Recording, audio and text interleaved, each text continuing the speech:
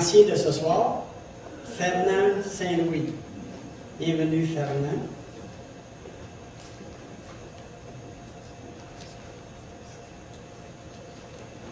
Bonsoir. La première fois, ça marche jamais. Bonsoir. Ah, vous êtes là, je vous vois à peine, mais vous êtes là. Et hier soir, il y avait beaucoup d'amour dans l'air. Est-ce qu'il en reste un petit peu pour ce soir? Oui. Il y a quelque chose en moins ce soir, la poudrerie d'hier soir, pour retourner à la maison. Donc, ça me fait plaisir d'être avec vous ici, dans ce lieu. Je suis très heureux de voir que vous vous êtes déplacés pour venir ici à cette rencontre ce soir. Ce soir, je vais vous parler d'un homme politique. Je pense qu'il n'y en a pas de pire que lui. Mais avant de vous parler de cet homme politique, j'aimerais vous commencer par vous parler de Frank et Élisabeth. Frank et Élisabeth ont eu un seul fils unique appelé Ted.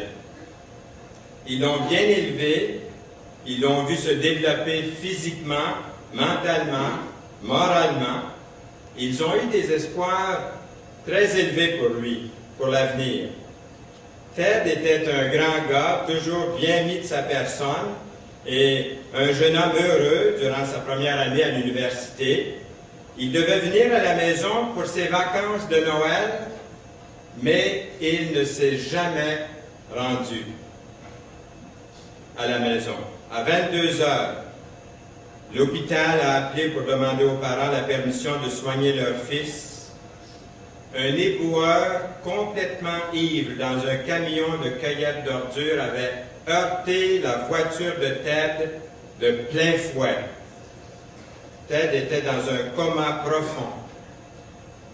Imaginez-vous, Frank et Élisabeth se sont précipités à l'hôpital, mais dans les petites heures du matin, on leur a annoncé le décès de Ted. Le jeune conducteur du camion, lui, a seulement souffert d'une blessure légère au front. Tom, c'est le chauffeur du camion, lui a subi une analyse de sang et sa teneur en alcool était presque 3 fois le niveau permis. On entend souvent des histoires comme ça, n'est-ce pas, autour de nous. On en a entendu encore dernièrement. En cours, il a plaidé non coupable à la charge d'homicide involontaire.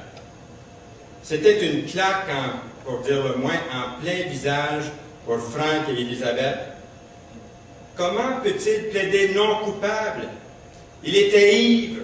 Derrière le volant, il a heurté notre fils. Et notre fils est mort. À la sortie du tribunal, Élisabeth, en colère, a dit à Frank, son mari, qu'elle ne voit jamais Tom marcher sur le trottoir parce qu'elle le renverserait avec son auto. Ce qui ne résoudra rien, a répondu Frank. Il doit être jugé, premièrement trouvé coupable par une cour de loi, puis il a ajouté, et puis exécuté. La pensée de voir Tom assis dans la chaise électrique a plu à Élisabeth. Je serais heureuse de pousser le commutateur moi-même, elle dit. Dans les mois qui ont suivi, leur peine, puis leur indignité, leur douleur sont devenues insupportables. Pendant des heures à la fois, Élisabeth s'étendait sur le lit de son fils, sur son oreiller, pour pleurer. Elle avait des pensées suicidaires. Elle a chargé un pistolet de calibre 22, a mis le pistolet sur sa tempe, et elle a prié comme ceci. Dieu, je sais que le suicide n'est pas correct, n'est pas bien, c'est mal, mais je ne peux plus soutenir cette vie plus longtemps. S'il te plaît, s'il vous plaît, Dieu. Si je m'enlève la vie, pardonne-moi, laisse-moi avec Ted. Laisse-moi être avec lui. Puis elle a laissé tomber sa main, elle a beaucoup pleuré. Tom a été condamné d'homicide involontaire au 2e degré par un grand jury. Et comme partie de sa sentence, il a été ordonné de parler aux étudiants de l'université au sujet des conséquences terribles, épouvantables de la conduite en état d'ébriété. Le premier endroit où il a parlé était à l'école secondaire où Ted, justement, avait été à l'école. Ça faisait déjà presque 2 ans depuis l'accident. Élisabeth est allée entendre ce que Tom aurait à dire par rapport à l'accident. Les premiers mots de Tom l'ont vraiment secoué, étonné. Il a dit « J'ai tué Ted Morris. Je ne surmonterai jamais la culpabilité et la douleur que je ressens. J'étais ivre cette soirée-là et j'étais dans un blackout total derrière le volant. C'est ma faute. » Élisabeth s'attendait à entendre le jeune homme faire des excuses, mais ce qu'elle a entendu plutôt, c'est une confession. Elle a vu des larmes sur son visage après le discours. Elle pouvait également sentir que ce jeune homme-là ne s'aimait plus, ne s'aimait vraiment pas, et n'avait pas d'estime, aucune estime de lui-même, ou pour les autres d'ailleurs. Elle a senti que Tom avait désespérément besoin d'aide. Et étrangement que tout ça puisse paraître, elle a commencé à sentir même de la compassion dans son cœur pour le tueur de son fils. Tom est retourné à la prison pour la fin de semaine et Élisabeth en a profité pour venir le voir dans sa cellule. Tom, elle lui dit, « Je sais que vous vous sentez mal de la mort de mon fils et vous savez, je vous ai détesté pendant ces 2 ans. Mais Dieu m'a pardonné à moi, Dieu m'a pardonné à moi de tous mes péchés et je dois moi aussi vous pardonner. Veuillez me pardonner de la haine que j'ai eue à votre égard dans mon cœur. » Le jeune homme a été complètement bouleversé par son changement de cœur et son offre de pardon. Élisabeth est allée à la maison et a essayé de persuader Frank, son mari, de pardonner lui aussi. Jamais de la vie. Il a refusé. Et tous les deux, pourtant, étaient membres d'une petite église évangélique. Ils ont commencé à parler à Tom au sujet de la grâce de Dieu, parce qu'ils l'ont visité régulièrement. Ils lui ont parlé de l'évangile de notre Seigneur Jésus-Christ. Et Tom écoutait chaque fois, attentivement, respectueusement. Il a commencé à lire la parole de Dieu. Il a commencé à lire l'Évangile. Il a commencé à lire les feuillets bibliques, les sélections qu'on lui laissait. Et un mois plus tard, Frank, en reconduisant Tom de nouveau à la prison, après un de ses discours dans une école, Tom a dit à Frank, « Je veux désormais vivre ma vie pour le Seigneur Jésus-Christ. » Il a dit, « J'ai prié le Seigneur, j'ai demandé à Dieu, j'ai demandé à Jésus de devenir mon sauveur personnel.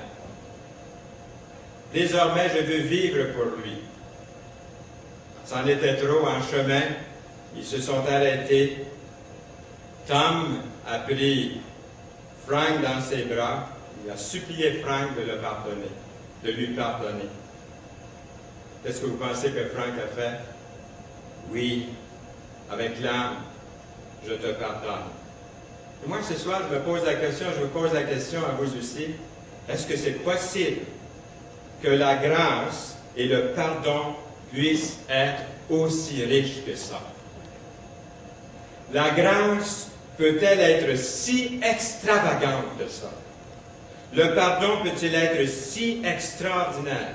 Est-ce qu'un pécheur, le plus mauvais, pensez au plus mauvais des pécheurs, est-ce qu'il peut être pardonné et aller au ciel un jour? Il y a quelqu'un dans la Bible dont je veux vous parler pendant quelques instants qui nous aide à apprécier la profondeur de la grâce de Dieu, la richesse de sa miséricorde. Grâce est un terme biblique pour expliquer la faveur immérité, quelque chose qu'on ne mérite pas. La grâce est quelque chose qu'on ne mérite pas. Le pardon est immérité, on ne le mérite pas. Et je vais vous parler de Manassé, cet homme politique le plus terrible que je puisse connaître dans les Écritures, que j'appellerais le roi prodigue. Manassé, son nom. Il est devenu roi très jeune, à l'âge de 12 ans. Et il a régné pendant 55 ans sur la partie sud d'Israël. Dans le Nouveau Testament, qu'on appelle la Judée. Le plus long règne de toute l'histoire juive, c'est lui qui l'a eu. Et juste pour qu'on puisse voir un peu, c'est la partie ici qu'on appelle la Judée, ou même on l'appelait autrefois Juda. Ça n'a rien à faire avec Juda qu'on connaît là, dans le Nouveau Testament, mais la Judée. Le Bethléem est ici, pour nous situer, Jérusalem. Donc, il était roi. Et un mot concernant la Judée, après la mort de Josué, la tribu de Juda, ou de la Judée, fut la première que l'Éternel envoya prendre possession du territoire qui lui avait été alloué. La tribu de Juda, comme on l'appelle, s'installa dans la plus grande partie de la Palestine méridionale. Son père à Manassé, c'était vraiment un noble roi. Il s'appelle Ézéchias, son père, un des meilleurs rois que le pays de Juda ait jamais connu. Ézéchias était un homme pieux et pendant son règne, la nation a connu une période de renaissance spirituelle. Ézéchias, fit disparaître les hauts lieux, brisa les statues, abattit les idoles et mit en pièces le serpent d'airain que Moïse avait fait, car les enfants d'Israël avaient jusqu'alors brûlé des parfums devant lui en l'appelant Néhustan. Vous allez voir qu'il y a un parallèle avec nos jours, même si ça fait très longtemps que ça a été vécu. Il mit sa confiance en l'Éternel, ce roi Ézéchias, le père de Manassé. Il mit sa confiance en l'Éternel, le Dieu d'Israël. Et parmi tous les rois de Juda qui vinrent après lui, ou qui le précédèrent, il n'y en a eu point de semblable à lui. Il fut attaché à l'Éternel. Il ne se détourna point de lui, et il observa les commandements que l'Éternel avait prescrits à Moïse. Et l'Éternel fut avec Ézéchias, qui réussit dans toutes ses entreprises. Cependant, Ézéchias a eu un fils qui n'a pas choisi de marcher dans les pas de son papa. Et son nom, c'est Manassé. Il est devenu un roi, un homme politique rebelle, de la façon de son grand-père, qui s'appelle Akaz. Et pendant le règne de Manassé, le royaume du Sud a éprouvé une période de régression spirituelle, religieuse, et sa haine, même sa haine pour Dieu, et sa chute dans l'apostasie a été accentuée par plusieurs politiques, civiques et religieuses. Son administration a été définie comme une politique de se détourner loin du Seigneur Dieu. Vous allez dire, ça ressemble à nos jours, où Dieu, on le ridiculise, on les raconte dans l'histoire des comiques à la télévision ou à la radio, ou un peu partout, et on se moque de la toute-puissance de Dieu. Manassé était ouvertement rebelle à Dieu. Il y avait cette politique d'idolâtrie chez lui. Manassé a défait le progrès que son père avait réalisé. Il a reconstruit les endroits élevés et les statues que son père avait démolies.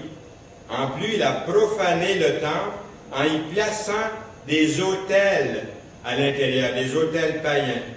Manassé a aussi encouragé le peuple à adorer non pas le Dieu du ciel, mais les astres du ciel, le soleil, la lune, les groupes d'étoiles. Il y avait sa politique d'immoralité. Encore une fois, ça ressemble à nos jours. Dans l'Antiquité, l'idolâtrie et l'immoralité allaient de pair, de concert. Le culte de Baal et les hauts lieux y incorporaient la prostitution, c'était courant. Cette débauche au nom de la religion était censée assurer la fertilité de la terre. On trouvait toujours une bonne raison. Sa politique de sorcellerie. Si ce n'était pas assez, Manassé a pratiqué des sacrifices humains, des sacrifices d'enfants, qu'on appelle l'infanticide. Ce roi juif a sacrifié des enfants à la déité Moloch des Ammonites. Le psaume 106 associe cette pratique au culte des démons. Il a également encouragé l'astrologie, la sorcellerie, la divination. Manassé était un roi très, très mauvais, comme vous pouvez le voir, et son mal a provoqué, vous l'avez deviné, a provoqué la colère de Dieu. Il y avait aussi sa politique de persécution. Il est difficile de croire, mais le prix de rester fidèle à la parole de Dieu, à la foi d'Abraham, d'Isaac et de Jacob, était ni plus ni moins que la mort. La pénalité pour un juif souhaitant maintenir la loi de Moïse en Israël était le martyre. Les Juifs pieux et très croyants qui ont protesté contre la manière mauvaise du roi ont été mis à mort, sans merci. Manassé n'a pas permis qu'on fasse obstacle à ses politiques civiles, à ses politiques religieuses. La mort était la pénalité pour toute résistance. Il y avait aussi sa politique de brûler les Saintes Écritures. Apparemment, Manassé a essayé de détruire la parole de Dieu, a essayé de détruire la Bible. Chaque copie qui pouvait être trouvée a été confisquée et jetée dans les flammes. Si complets étaient ses efforts que 2 générations plus tard, quand son petit-fils Josias a accédé au trône, une copie du livre de la loi a été redécouverte. La Bible décrit pour nous combien Manassé était dépravé et comment il a égaré les gens loin de Dieu. C'était sa politique d'éloigner de plus en plus les gens de Dieu. Manassé, par son affreuse conduite, a mis Dieu en colère. Et la Judée fut d'abord conquise par une nation étrangère. Et là, on peut se poser la question, est-ce que le Seigneur pourrait jamais pardonner un homme tel que Manassé? Si Manassé se repentait, je vous demande, est-ce que la miséricorde de Dieu serait assez grande pour couvrir les péchés de cet homme-là? Intéressant, il y a dans la Bible un autre épisode, un événement particulier qui intervient au cours du règne de Manassé. Manassé, à l'âge de 35 ans, après 23 ans de règne, nous lisons « L'Éternel parla à Manassé et à son peuple, et ils n'y firent point attention. Alors l'Éternel fit venir contre eux les chefs de l'armée du roi d'Assyrie qui saisirent Manassé et le mirent dans les fers et le lièrent avec des chaînes d'airain et le menèrent à Babylone. Lorsqu'il fut dans la détresse, et ça c'est merveilleux, n'attendez pas d'être rendu à ce point-là comme Manassé pour dire « Oui Seigneur, viens dans ma vie. Oui Seigneur, je t'invite comme Sauveur et Seigneur. » N'attendez pas à ce moment-là. Lui a attendu à la dernière minute. Lorsqu'il fut dans la détresse, il implora l'Éternel, son Dieu, et il s'humilia profondément devant le Dieu de ses pères. Il lui adressa cette prière, et l'Éternel se laissa fléchir, exauça ses supplications, et le ramena à Jérusalem dans son royaume. Et Manassé reconnut que l'Éternel est Dieu. Après 12 ans d'exil, Manassé est autorisé à retourner à la maison de Jérusalem, à Jérusalem, où il règne encore 20 ans. Et dès son arrivée dans son pays, il lance une politique de réforme religieuse. Il fit disparaître de la maison de l'Éternel les dieux étrangers et l'idole. Et il renversa tous les autels qu'il avait bâtis sur la montagne, de la maison de l'Éternel et à Jérusalem. Et les jeta hors de la ville. Et il rétablit l'autel de l'Éternel. Et il offrit des sacrifices d'actions de grâce et de reconnaissance. Et il ordonna à Juda de servir l'Éternel, le Dieu d'Israël. Le reste des actions de Manassé, sa prière à son Dieu, et les paroles des prophètes qui lui parlaient au nom de l'Éternel, le Dieu d'Israël, cela est écrit dans les actes des rois d'Israël. Vous aimeriez peut-être retrouver sa prière On a retrouvé quelque chose, je vais vous en faire part dans un instant. Et la manière dont Dieu l'exauça, ses péchés et ses infidélités, les places où il bâtit des hauts lieux et dressa des idoles et des images taillées avant de s'être humilié. Cela est écrit dans le livre de Osaïe. Et en faisant des recherches, les versets 18 et 19 qu'on vient de lire, là où c'est écrit, il est écrit dans les Actes des rois d'Israël, sa prière, eh bien, nous informe que dans l'Antiquité, il a existé une forme écrite de la prière de Manassé. Et voici la prière de repentance que Manassé aurait fait, qui se trouve dans certains livres anciens, mais non pas dans la Bible. Alors, c'est la prière qu'il aurait faite ici. Et ce soir, vous pouvez aussi faire de cette prière votre propre prière, si vous désirez venir au Seigneur, le recevoir dans votre vie. C'est la même prière que vous pourriez faire simplement, en lui disant « Ô Dieu Tout-Puissant, les péchés que j'ai commis sont plus nombreux que le sable des mers. Mes transgressions sont très nombreuses. Ô Seigneur, elles sont innombrables. Je ne suis pas digne de lever les yeux pour voir l'immensité des cieux à cause de la multitude de mes iniquités. Je porte le fardeau de mes fautes, comme plusieurs chaînons de fer, car je suis rejeté à cause de mes péchés et je ne connais aucun répit. J'ai provoqué ta colère, j'ai fait ce qui est mal à tes yeux, commettant des abominations et multipliant les offrandes. Et maintenant, j'incline mon cœur vers toi, pour implorer ta bonté. » Vous pouvez lui dire, même si vous ne vous considérez pas comme un grand pécheur, autant de péchés que Manassé a commis, vous pouvez lui dire, « Seigneur, j'ai péché. Ô Seigneur, j'ai péché, je reconnais mes transgressions, je t'implore de tout mon cœur, pardonne-moi. Ô Seigneur, pardonne-moi. Ne me détruis pas selon mes transgressions.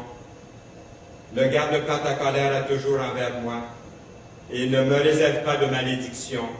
Ne me condamne pas aux profondeurs de la terre. Car toi, ô Seigneur, tu es Dieu de ceux qui se repentent. Tu es le Dieu de ceux qui se repentent et tu veux manifester ta bonté envers moi. Malgré mon iniquité, tu veux me sauver selon ta grande miséricorde. Aussi, je te louerai sans cesse, tous les jours de ma vie, comme Tony a raconté dans son témoignage. Le jour où il a invité le Seigneur, cette nuit-là où il a invité Jésus dans sa vie, il s'est réveillé le lendemain matin et il dit, tout était différent, tout était changé, comme les êtres du ciel qui chantent tes louanges. À toi la gloire au siècle des siècles. Amen. Est-ce que vous pouvez dire Amen à cette prière? Manassé était un roi très mauvais, c'est vrai, qui a provoqué le Seigneur au point de l'irriter. Cependant, quand le roi s'est par la suite humilié, il s'est repenti de ses péchés, le Seigneur, qu'est-ce qu'il a fait? Ce Dieu d'amour lui a pardonné entièrement. L'Éternel, se laissant fléchir, nous lisons, exauça ses supplications.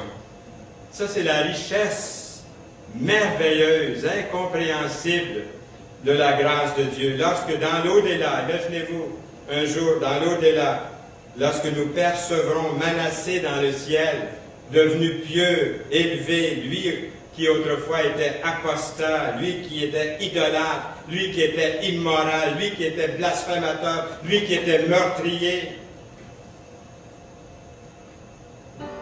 Nous avons un chant en anglais qui va comme ceci, qui s'appelle Amazing Grace. C'est ce que vous entendez présentement. Un des plus beaux cantiques qu'on a composé. C'est un chant chrétien. Savez-vous que c'est un des chants les plus connus au monde. C'est l'œuvre de John Newton, un ancien capitaine. Il était un ancien capitaine de bateau négrier, converti lors d'une tempête. Il y a eu plus de 200 ans de ça. John Newton, un trafiquant d'esclaves, fut pris par une violente tempête où il faillit sombrer. Et ce jour-là, il donna sa vie à Jésus-Christ et décida de quitter la mer pour de bon. Il se mit à étudier la Bible et devint, pour les 43 années qui suivirent, un prédicateur de l'Évangile, influencé par le ministère de John et de Charles Wesley. Dans les dernières années de sa vie, voici ce qu'il a dit. Écoutez bien, il a dit, ma mémoire m'a presque quitté, parce que là il était âgé, il dit, ma mémoire m'a presque quitté. Mais je me rappelle deux choses. Que je suis un grand pécheur et que Christ est un grand sauveur. C'est pas beau ça?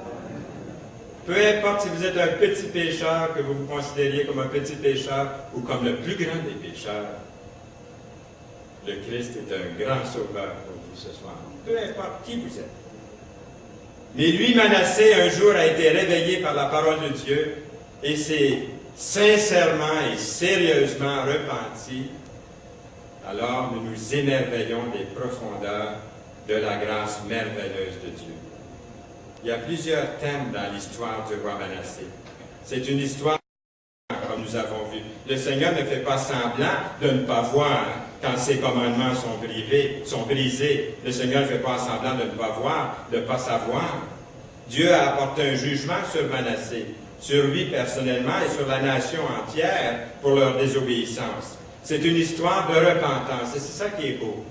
Un jour dans ma vie, j'ai dû moi aussi être repentant. Repentant, ça veut dire me détourner pour me retourner vers une personne vivante, authentique, le Seigneur Jésus-Christ, le Sauveur de mon âme. Le pardon de Dieu est précédé par le repentir du pécheur. Et le repentir exige des changements. Il y en a eu chez lui. C'est une histoire d'espoir. Manassé a eu un père croyant. Vous avez entendu parler de lui ce soir. Le roi Ézéchias, son père. Il était l'un des meilleurs rois de Juda, mais son fils Manassé s'est détourné loin du Seigneur et n'a pas marché dans les pas de son père. Cependant, par la suite, Manassé est revenu à ses racines bibliques. Et pour vous encourager, chers parents, parfois nos enfants, qu'on pourrait appeler prodigues, reviennent dans le droit chemin. On peut les réclamer par la foi pour le Seigneur. C'est une histoire de grâce. La grâce de Dieu est au-delà de notre compréhension, mais elle n'est pas au-delà de notre portée. Je le répète, la grâce de Dieu est au-delà de notre compréhension, mais elle n'est pas au-delà de notre portée. Le Seigneur est tout près ici de vous ce soir, dans sa grâce. Si Dieu a usé de grâce envers moi et mes péchés, il peut le faire aussi envers chacun de nous ici. Il y a de l'espoir, il y a de l'amour dans l'air pour le plus grand des pécheurs parmi nous. Le plus grand des pécheurs peut-il être sauvé, vous pensez? Qui considériez-vous le plus grand des pécheurs? Si je vous demandais. Il y en a peut-être qui diraient, bien, vous-même, hein, moi-même, peut-être quelqu'un dirait. D'autres diraient Hitler. D'autres diraient Staline. Et moi, je dirais peut-être Jeffrey Dahmer. Vous allez le connaître. On l'a vu tellement souvent à la télévision. Jeffrey Dahmer, voici un type qui ferait ma liste de la plupart des pécheurs infâmes de ce monde. Jeffrey Dahmer a étranglé et démembré et cannibalisé 16 garçons et jeunes hommes. Il a commis des atrocités impensables, indescriptibles contre d'autres êtres humains. Cependant, il n'y a aucune possibilité, on pourrait dire, de grâce pour lui. Mais ce qui est arrivé, c'est qu'il y avait une dame, c'est une histoire vraie, c'est arrivé pour vrai, ce que je vous dis là. Il y avait une femme qui habitait la Virginie, où ça s'est passé, qui a lu au sujet de Dahmer et qui s'est dit en elle-même, Dahmer, Jeffrey Dahmer, a besoin de l'Évangile de notre Seigneur Jésus-Christ dans sa vie. Elle a prié pour lui. Si quelqu'un a besoin de Jésus, elle a dit, c'est bien lui. Elle lui a envoyé un cours biblique par correspondance. Il l'a reçu en prison. Il a commencé un programme d'études bibliques par correspondance. Il remplissait son cours, il l'envoyait, on lui retournait corriger. Il suivait son cours. Il y a un pasteur chrétien qui habitait près de la prison. Un jour, il reçoit un appel de cette dame qui lui dit qu'il y avait un prisonnier qui demandait à être visité. Quand il a su que c'était Jeffrey Dahmer, il est devenu blême. Il voulait avoir rien à faire avec lui. Mais quand il a entendu son nom, il a pensé que quelqu'un même se moquait de lui. Ça ne pouvait pas être possible. Et que c'était l'objet d'une mauvaise plaisanterie. Mais il a vite appris que ce n'était pas une plaisanterie, ce n'était pas une farce. Et quand il est arrivé face à face avec Jeffrey Dahmer, il a appris que ce pécheur notoire était aussi angoissé qu'il l'était lui-même. Voyez-vous, Dahmer avait peur que le pasteur refuse de croire qu'il avait reçu dans sa prison le Seigneur Jésus-Christ comme sauveur de sa vie. Il se disait, je suis bien un trop grand pécheur pour qu'il croie que Jésus m'a pardonné. Pas longtemps avant que Dahmer ait été brutalement tué par un autre détenu en prison. Il a été battu à mort. Le père de Dahmer a écrit un livre concernant son fils Jeffrey, et il dit que l'une de ses consolations était que Jeffrey ait accepté Jésus comme son sauveur personnel. Et qu'il a demandé peu avant sa mort à être baptisé par immersion, comme Jésus a été baptisé par immersion. Et son père ajoute, « Je crois qu'il est avec Dieu pour toujours. » Wow! Parlez-moi d'une telle grâce. L'apôtre Paul écrit, « C'est une parole certaine et entièrement d'être reçue que Jésus-Christ est venu dans le monde. » Peut-être que ce soir vous dites, « Je sais que Jésus est venu dans le monde. C'est pour ça qu'on va fêter Noël. Il est venu pour apporter la paix, pour nous montrer comment nous comporter les uns envers les autres, pour guérir les malades, pour son sermon sur la montagne, la règle d'or pour sa parabole, aussi du bon samaritain, le fils prodigue, etc., etc., j'en passe. Peut-être vous dites, je sais que Jésus est venu dans le monde. Oui, mais n'oublions pas que la raison primordiale pour que Jésus soit venu dans le monde, c'est pour sauver les pécheurs dont je suis le premier. Vous pourriez mettre votre nom ici. Pour sauver Fernand Saint-Louis, dont je suis le premier. Le premier ici, dans l'original, veut dire le pire. C'est ça qu'il voulait dire l'apôtre Paul quand il dit « pour sauver les pécheurs dont je suis le premier », c'est comme s'il disait « pour sauver les pécheurs dont je suis le pire ». Mais j'ai obtenu miséricorde afin que Jésus-Christ fasse voir en moi le premier, c'est-à-dire le pire, toute sa longanimité, ça veut dire toute sa patience, pour que je serve d'exemple à ceux qui croiraient, comme hier, ceux qui ont levé la main pour dire « oui, je mets ma confiance en Jésus », pour que je serve d'exemple à ceux qui croiraient en lui pour la vie éternelle. L'apôtre Paul s'est considéré comme étant le plus vil des pécheurs, et il a été littéralement sidéré par la miséricorde de Dieu pour lui. L'histoire entière de Jésus, toute l'histoire de Jésus, devrait nous remplir de stupéfaction et d'émerveillement. Jésus-Christ est venu dans ce monde pour sauver les pécheurs. Oui, nous devrions être littéralement sidérés par la miséricorde de Dieu pour chacun de nous.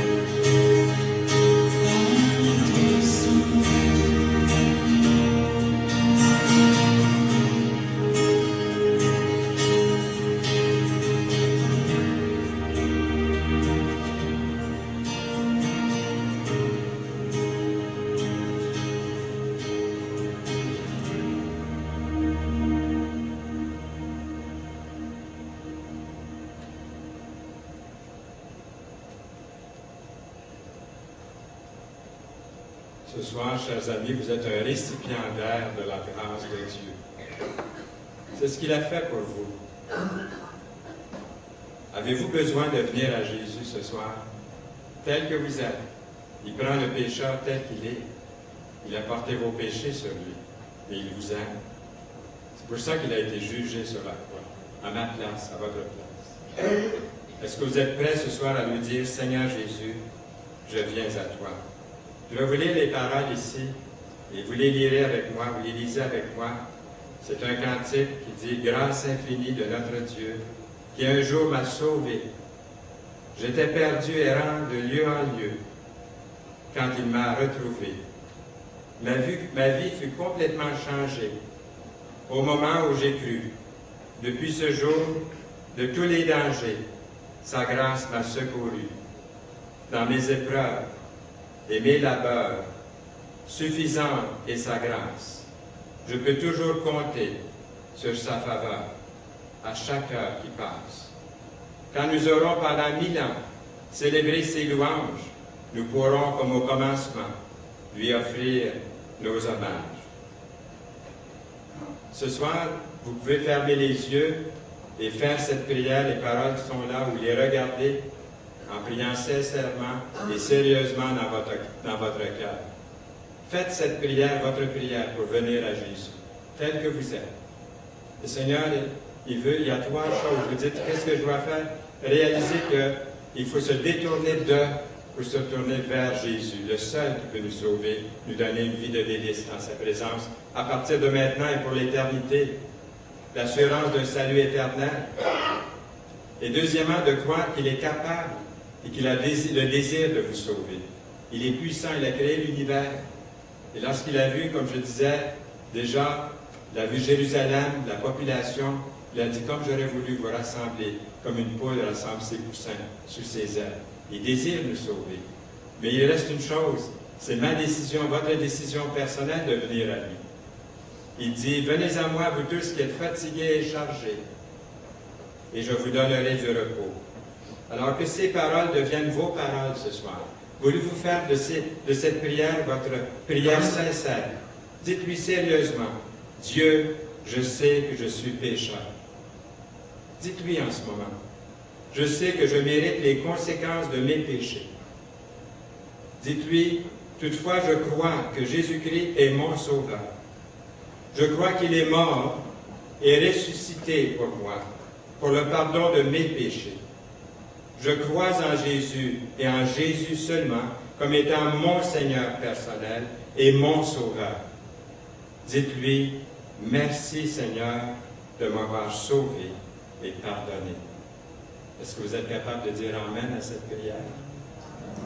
Est-ce qu'il y a quelqu'un ici ce soir qui a fait cette prière sincèrement et sérieusement? Est-ce que quelqu'un voudrait me l'indiquer en levant la main là où vous êtes, à votre place? Merci.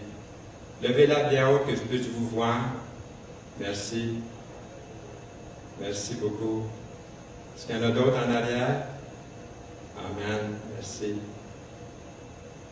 Nous allons chanter un cantique, tel que je suis. Dans quelques instants, nous allons voir les paroles ici à l'écran. Et pendant que nous chantons ce cantique, je voudrais que vous puissiez chanter avec tous ceux qui sont ici, si vous êtes capables de vraiment chanter ces paroles-là avec votre cœur. Et dans un instant, je vais vous demander, ne quittez pas, restez là, ce n'est pas terminé, donc je vais vous demander s'il y a d'autres personnes ici qui ont invité Jésus dans leur cœur comme Sauveur et Seigneur de leur vie. Alors chantons ce cantique en étant dans un état de prière au Seigneur.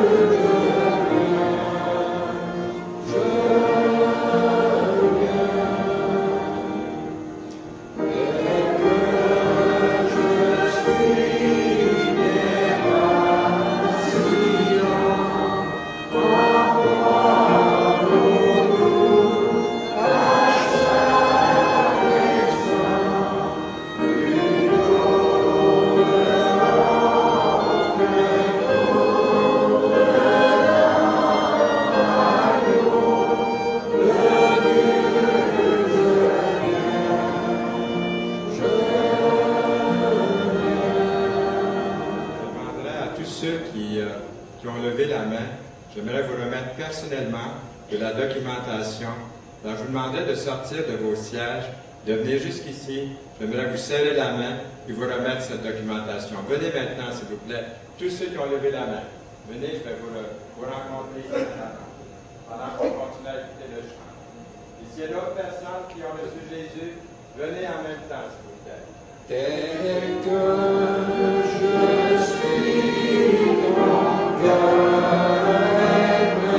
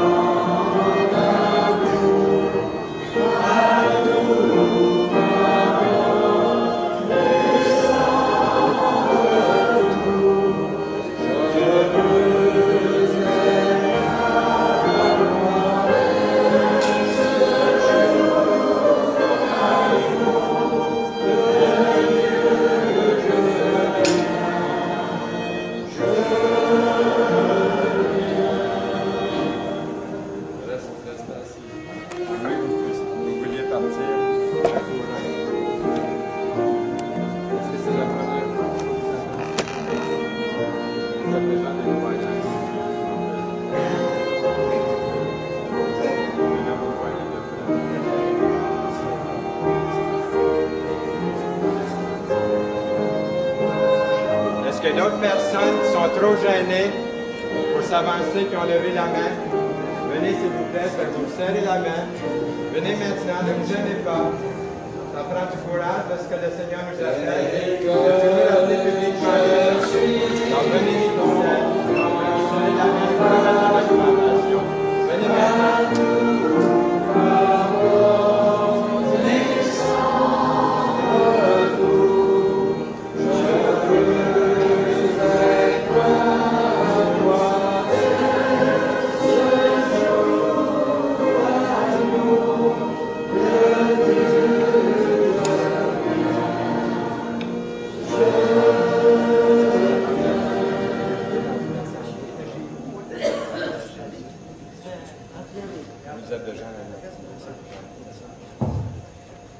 Merci beaucoup, Ferdinand.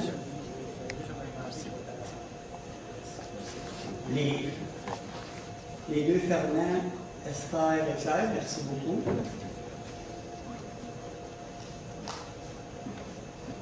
Maintenant, j'aimerais vous remercier de votre présence parmi nous ce soir et j'aimerais vous inviter à la sortie à vous procurer de la littérature et même un Nouveau Testament. Il y a 2 tables à la sortie. Je vous invite à prendre cette littérature, c'est gratuit.